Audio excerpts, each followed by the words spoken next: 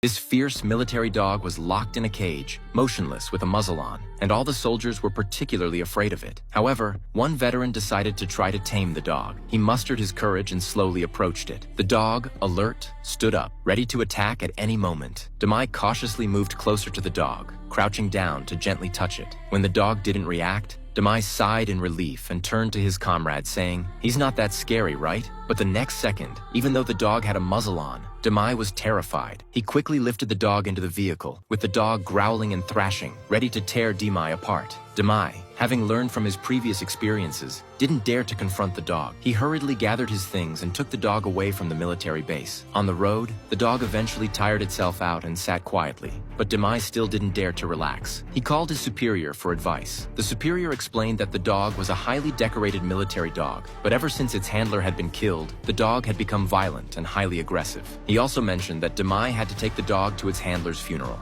Of course, things didn't go as smoothly as expected. As soon as Demai hung up the phone, the dog started acting up again. He tried to calm it down by talking to it, but the dog wouldn't listen. It scratched wildly, and Demai, scared, quickly stopped the car. As soon as the car came to a stop, the dog quieted down. Demai, risking a bite, decided to remove the muzzle from the dog. However, when he tried to take the dog out for a walk, the dog became agitated again, resisting fiercely. Demai quickly closed the door, leaving the dog alone in the car. But when Demai was gone, the dog managed to tear apart the cage in a matter of moments. When Demai returned, he was stunned by the scene before him. The dog was furiously tearing up the seat, shredding the leather. Demai, though anxious, didn't dare open the door. If he did, the destruction would only escalate. Left with no choice, Demai came up with a plan. He put a tranquilizer into a piece of sausage and fed it to the dog. After eating it, the dog collapsed, limp, inside the car. Having subdued the dog, Demai felt somewhat smug. He drove to a small town where they parked for the night. Worried that the dog might be hungry, Demai put out some dog food in front of it. However, the tranquilizer hadn't worn off yet, and the dog couldn't even stand up to eat. It had to lie down instead. Feeling a little guilty, Demai grabbed some food and tried to coax the dog, but the dog,